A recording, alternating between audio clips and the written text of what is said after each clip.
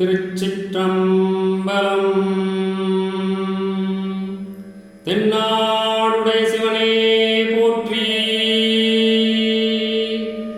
எந்நாட்டவர்க்கும் இறைவா போற்றி. சித்தர் கரூர் தேவர் திருவடி போற்றி. திருக்குற்றாலத்தில் சிவதரிசனம் செய்து திருவிசைப்பா பாடி நெல்லையப்பரை காண வேண்டி நெல்லையப்பர் சந்நிதியை அடைந்து வாசலில் நின்று நெல்லையப்பா நெல்லையப்பா நெல்லையப்பா என 3 முறை அழைத்தார் சித்தர் கரூர் தேவர். அது நிவேதன காலம் என்பதால் எந்த பதிலும் வரவில்லை. இங்கு நெல்லையப்பன் இல்லையப்பா என்று கூறிவிட்டு சென்றார். உடன் கோவிலைச் சுற்றி எருக்கிளை செடிகள் முளைத்தன. கருவூராரின் சினத்தை உணர்ந்த நெல்லையப்பர் கருவூராரை மானூரில் சந்தித்து தரிசனம் தந்தார். கரூர் தேவரே, தாங்கள் வந்து அழைத்த சமயம் நிவேதன காலம் என்பதால் என்னால் பதில் கூற முடியவில்லை. தாங்கள் நெல்வேலிக்கு வாருங்கள் என அழைத்து வந்தார். பின் கருவூராரின் எடுத்து வைக்கும் ஒவ்வொரு அடிக்கும் ஒரு பொன் கொடுத்து நெல்வேலிக்கு அழைத்து வந்தார்.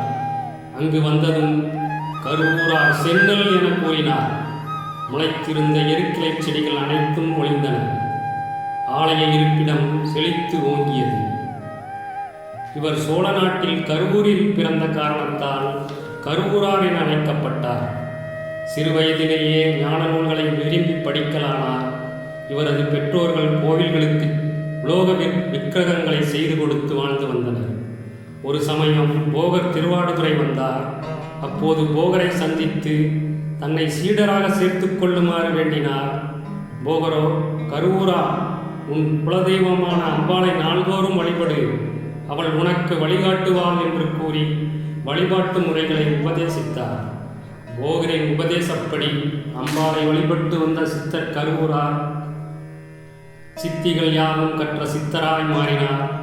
4 திசைகளிலும் உள்ள சிவ ஆலயங்களில் சிவலிங்கங்களை ரசவாத வித்தை மூலம் பொன்னால் உண்டாக்கினார். காசி விஸ்வநாதர் ஆலயத்துக்கு சென்று லிங்கத்தை தாமிரத்தால் செய்து வைத்தார். போகர் தமிழகத்தில் வாழ்ந்தபோது சித்தர் கரூர் தேவரும் மாளிகை தேவரும் சீடர்களாக இருந்தனர். ஒரு சமயம் சோழ மன்னன் இரண்யவர்மன் தீர்த்த யாத்திரை புறப்பட்டார். பல திருத்தலங்களை வழிபட்டு திருத்தில்லையை வந்தடைந்தார். அங்கு திருக்குளத்தில் நீராடும் போது தண்ணீருக்குள் ஓங்காரநாதம் ஒலித்தது. மீண்டும் நீரில் மூழ்கினார். ஓங்காரநாதம் திரும்பவும் கேட்டது. மீண்டும் மூழ்கினார். ஆடலரசனின் நடனமும் ஓங்காரநாதமும் சேர்ந்தாற்போல் கண்டார். கண்ட காட்சியை ஓவியமாக வரைந்தார். தான் கண்ட காட்சியை உலகத்தார் எல்லோரும் கண்டுகளிக்க என்ன வழி என்று யோசித்தார். அந்த வடிவத்தை தூய சொக்க தங்கத்தால் செய்ய விரும்பினார். தமிழகத்தின் தலை சிறந்த சிற்பிகளை அழைத்து அவர்களிடம் தான் வரைந்த ஓவியத்தை காட்டி 48 நாட்களுக்குள் பொற்சிலையை உருவாக்குமாறு கட்டளையிட்டார். எந்த உலோகத்தையும் சொக்க தங்கத்தோடு சேர்க்கக்கூடாது என்றும் கூறினார். சிற்பிகளால் சிலையை உருவாக்க முடியவில்லை. மன்னர் கொடுத்த கெடு முடிவடைய மீதம் 1 நாள் மட்டுமே இருந்தது. சிற்பிகள் அனைவரும் அஞ்சினர்.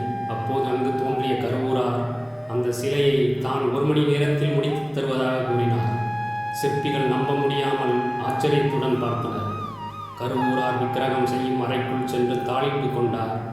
1 மணி நேரம் கழித்து வெளியே வந்த கருவூரார், நீங்கள் நினைத்தது போன்று விக்கிரகம் உருவாயிற்று, போய் பாருங்கள் என்றார். உள்ளே சென்ற சிற்பிகள் திருச்சிற்றம்பலன் ஆடல் அரசனின் சிலையை பார்த்து திகைத்து நின்றனர். பின்னர் கருவூராரிடம் மன்னிப்பு கோரினர். அவர்களுக்கு சிற்ப சாஸ்திர நுணுக்கங்களை உபதேசம் செய்துவிட்டு அங்கிருந்து சென்றார். அடுத்த நாள் சூரிய உதயத்திற்கு முன்பு இரண்யவர்மன் நீராடிவிட்டு திருநீர் அணிந்து சிற்பிகள் இருக்கும் இடம் நோக்கி வந்தார். அந்த பொற்சிலையை பார்த்ததும் அதன் அழகில் மயங்கினார். அவரது கண்கள் கூசியது. அதன் அழகை அங்கம் அங்கமாக பார்த்து உள்ளம் பூரித்தார். சிற்பிகளை மனம் திறந்து பாராட்டினார். அமைச்சரே, சிற்பிகளுக்கு உரிய பரிசினை வழங்குங்கள் என்றார். அமைச்சரோ, மன்னா, சிலையின் தரத்தை பரிசோதித்த பின் சிற்பிகளுக்கு பரிசு வழங்கலாம் என்றார். மன்னர் சிந்தியிருக்கும் தங்கத் துகள்களை கொண்டு வருமாறு கட்டளையிட்டார். தங்கத் துகள்களை சிற்பிகள் கொண்டு வந்தார்கள். சோதனைக்கு பின் மன்னர் முகம் கடுமையாக மாறியது. சிற்பிகளை பார்த்து, நான் விக்கிரகத்தை சொக்க தங்கத்தால் செய்யச் சொன்னால் செம்பதி சேர்த்து செய்திருக்கிறீர்கள் என்று கோபத்தோடு கேட்டார். சிற்பிகள் பயந்து போய், மன்னா, சிலையை நாங்கள் எவ்வளவோ முயன்றும் எங்களால் செய்ய முடியவில்லை. சிலையை ஒரு அடியவர் வந்து செய்து கொடுத்தார் என்றனர். மன்னர் அந்த அடியவரை அழைத்து வந்து சிறையில் அடைங்கள் என்று கட்டளையிட்டார். காவலர்கள் கருவூராரை சிறையில் அடைத்தனர். இதை அறிந்த போகர் சீடர்களுடன் மன்னர் முன் தோன்றினார். சீடர்கள் தங்க மூட்டையுடன் நின்று இருந்தனர். மன்னருக்கு ஒன்றும் விளங்கவில்லை. மன்னர் எழுந்து கரம் கூப்பினார். மன்னா, நீ சிறையில் அடைத்து இருப்பது என்னுடைய சீடன். எந்த தவறும் செய்யாத அவனை சிறையில் அடைத்து விட்டாய். இது உன் ஆட்சி முறையா என கேட்டார். அடியாரே, நான் சுத்த பொன்னில் சிலையை செய்யச் சொன்னால் செம்பு கலந்து சிலையை உருவாக்கியுள்ளார். அதற்கான தண்டனையை தான் கொடுத்துள்ளேன். என்னுடைய கட்டளை இல்லாமல் அவர் வெளிவர முடியாது என்றார். மன்னா, அறிவியலின்படி தூய தங்கத்தினால் மட்டும் சிலையை உருவாக்க முடியாது. மேலும் தூய தங்கம், அதிலிருந்து வரும் ஒளியானது நாளாக நாளாக பார்ப்போர்களின் கண்களை குருடாக்கிவிடும். அரசே, நீர் கொடுத்த பொன்னிற்கு நிகரான தங்கம் இதோ இருக்கிறது. இதை எடுத்துக்கொள். நான் என் சீடன் உருவாக்கிய நடராஜர் சிலையை எடுத்துச் செல்கிறேன் என்று தம் சீடர்கள் கொண்டு வந்த தங்க மூட்டையை கொடுத்துவிட்டு நடராஜர் சிலையை தூக்கி கொண்டு புறப்பட்டார். இரணியவர்மன் தவறை உணர்ந்து போகரின் காலில் விழுந்து தன்னை மன்னிக்குமாறு வேண்டினார். போகர் மன்னரிடம், அரசே, உலகத்தில் உள்ள மக்களுக்கு உதவி செய்வதற்காக நியமிக்கப்பட்டவன் கருவூரான். இந்த நடராஜர் சிலையை நீயே வைத்துக்கொள் என கூறி மன்னரிடம் ஒப்படைத்தார். மன்னர் கருவூராரை விடுதலை செய்ய கட்டளையிட்டார். காவலர்கள் சென்றனர். சிறை பூட்டியே இருந்தது. கருவூரார் சிறையில் இல்லை. உடனே போகர் கருவூரா என கூப்பிட்டார். குருவே, உங்களுக்கு துணையாக இதோ இருக்கிறேன் என்று குரல் மட்டும் வந்தது. மன்னன் திடுக்கிட்டான். மீண்டும் போகர், கருவூரா, எல்லோரும் பார்க்கும்படியாக வா என்றார். அடுத்த நொடி அனைவரும் காணும்படி வந்தார். மேலும் கோவில் அமைய வேண்டிய முறை, தெய்வங்களை எப்படி பிரதிஷ்டை செய்ய வேண்டும், பூஜைகள் எவ்வாறு செய்ய வேண்டும் போன்ற உபதேசங்களை கூறிவிட்டு புறப்பட்டு கருவூர் சென்றார்.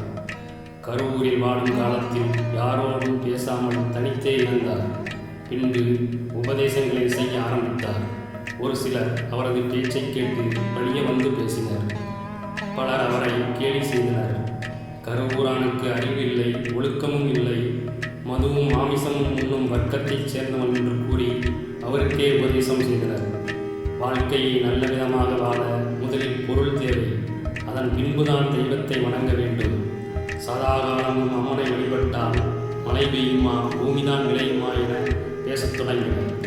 கருவூராரோ, மழை வராகாலத்தில் மழை பெய்து கோவில் தானாக திறந்து பூஜை வழிபாடு நடந்தால் நீங்கள் நாள்தோறும் அம்மனை வழிபட தயாரா என்றார். அவர்களோ, மழை வராகாலத்தில் மழையாவது பெய்வதாவது என கேலி பேசினர். தாயே, உன் குழந்தைக்கு வழிகாட்ட மாட்டாயா? உணவு தேடுவது, உடலை வளர்ப்பது, பொருளை தேடுவது மட்டுமே வாழ்க்கையாகுமா? இவர்களுக்கு ஞானம் தரமாட்டாயா என மனமுருக அம்மனை வேண்டினார். உச்சிவேல் நேரத்தில் இருந்தது. கருமேகங்கள் கூடின. இடி இடித்தது. கனமழை கொட்டோ கொட்டென்று கொட்டியது. ஆற்றில் வெள்ளம் பெருக்கெடுத்து ஓடியது. கருவூரார் பூதங்களை தனக்கு குடைபிடித்து வரச் செய்து மக்களை சந்தித்து, தாங்கள் கேட்டவற்றை செய்துவிட்டேன், இனியாவது தான் கூறியவற்றை பின்பற்றுங்கள் என கூறிவிட்டு பல புண்ணிய ஸ்தலங்களை தரிசிக்க புறப்பட்டார். திருக்குருகூர் என்னும் தலத்தை அடைந்தார். அங்கு பக்தர்கள் கூட்டம் ஒன்று கருவூராரை வணங்கி வரவேற்றனர். காரணத்தை கேட்டார். எம்பெருமான் ஸ்ரீமன் நாராயணன் எங்கள் கனவில் வந்து தங்களை வரவேற்கும்படி கட்டளையிட்டார் என்று கூறினர். தங்களுடைய புண்ணியத்தால் கனவிலாவது கண்ணனை நாங்கள் தரிசித்தோம் என்றனர். கருவூரார் இறைவன் கருணையை நினைத்து அவ்வூர் பெருமாளை வழிபட்டு சென்றார். பின் கஜேந்திர மோட்சம் என்னும் தலத்தை அடைந்து மூன்றீசரை வணங்கி அழைத்தார். மூன்றீசர் இவன் முன் தோன்றி, கருவூராரே, என்ன வேண்டும் என கேட்டார். கருவூரார் மது வேண்டும் என கேட்டார். மூன்றீசர் காளிக்கு கட்டளையிட்டார். காளி மதுக்குடத்தை அளித்தார். காளியிடம் மேலும் மீன் வேண்டும் என கேட்டார். காளி கேட்டபோது மீன்கள் கிடைக்கவில்லை. கருவூரார் அருகில் இருந்த வன்னி மரத்தை பார்த்தார். மரம் மீன்மலை பொழிந்தது. பின்பு யோகிகள் பலருக்கும் குண்டலினி சக்தியை பற்றியெல்லாம் உபதேசம் செய்தார். பின் திருவிடைமருதூர் தலத்தை அடைந்து இறைவனை நோக்கி குரல் கொடுத்தார். இறைவன் தன் தலையை சாய்த்து கருவூரார் குரலுக்கு பதில் கொடுத்தார். இன்னும் திருவிடைமருதூரில் இறைவனார் திருவுருவம் சிறிது தலை சாய்த்த வண்ணமே உள்ளது. கருவூரார் தவ யாத்திரையை தொடர்ந்து கொண்டிருந்த சமயம் ஒரு நாள் காகம் ஒன்று அவர் முன் வந்து ஓலையை வைத்தது. அது தனது குரு போகர் அனுப்பிய ஓலை என்பதை அறிந்து வணங்கி கண்ணில் ஒற்றிக் கொண்டார். கருவூரா, உடனே தஞ்சைக்கு புறப்பட்டு வா என ஓலையில் எழுதப்பட்டிருந்தது. உடன் தஞ்சையை நோக்கி புறப்பட்டார். தஞ்சையை ஆண்டு வந்த ராஜராஜ சோழன் பெரிய சிவ ஆலயத்தை கட்டி வந்தான். கருவறைக்குள் பிரம்மாண்டமான சிவலிங்கத்தை பிரதிஷ்டை பண்ண ஏற்பாடு செய்தான். ஆனால் லிங்கமானது பீடத்தில் சரியாக பொருந்தவில்லை.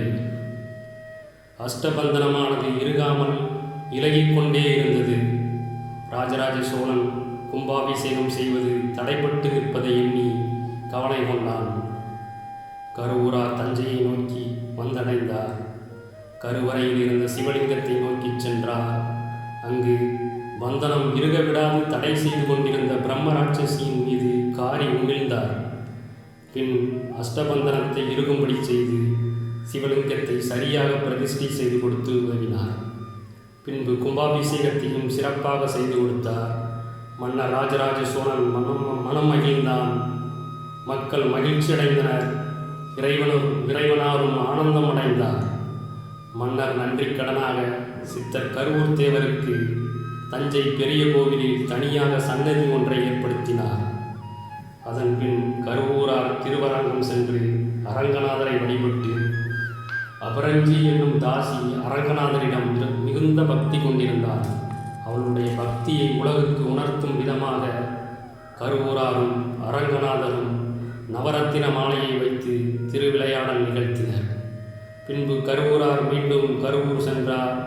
அங்கு அவரது புகழைக் கண்டு பொறாமை கொண்ட சிலர் மன்னரிடம் பல புகார்களை கூறினர்.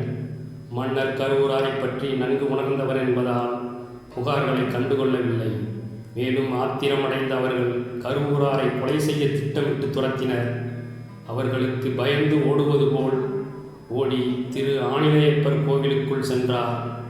அங்கு ஆணிலையப்பா, பசுபதீஸ்வரா என கூறி சிவலிங்கத்தை தழுவி இறைவனாருடன் கலந்து விட்டார். பின் துரத்தி வந்தவர்கள் தங்கள் தவறை உணர்ந்து இறைவனாரையும் கருவூராரையும் வணங்கி நின்றனர். அங்கு கருவூராரின் திருவுருவச் சிலையை அமைத்து வழிபட்டனர். கருவூர் தேவர் பாடிய 9ஆம் திருமுறை பாடல். திருத்தலம் திருமுகத்தலை. பாடல் எண் 10.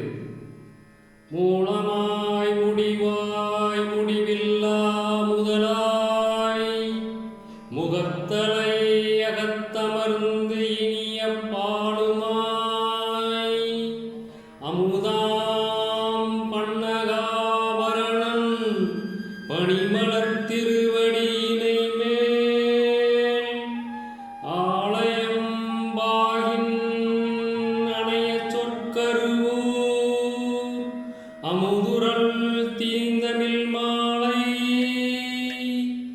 சீலமா பாடும் அடியவரெல்லாம் சிவபதம் குறுகி நின்றாரே. பொருள். எல்லா பொருள்களுக்கும் ஆதியாய் அந்தமாய் தனக்கு முடிவு என்பதே இல்லாத முதற் பொருளாய் திருமுகத்தலை என்ற தலத்தில் அமர்ந்து இனிய பாலும் அமுதமும் போன்ற இனியனாய் பாம்பை அணிகலன்களாக உடையவனுடைய குளிர்ந்த தாமரைப்பூ போன்ற திருவடிகள் இரண்டையும் பற்றி கரும்பாலையில் காய்ச்சப்படும் பாகு போன்ற சொற்களால் கருவூர் தேவர் பாடிய அமுதத்தை ஒத்த இனிய தமிழ் மாலையை கடமையாக கொண்டு பாடும் அடியவர் யாவரும் சிவலோகப் பதவியை மறுபிறப்பில் அணுகி நிற்பர். சித்தர் கருவூர் தேவர் பாடல்களை பாடி சிவனருள் பெறுவோம், வாழ்வில் ஒளிர்வோம். திருச்சிற்றம்பலம்.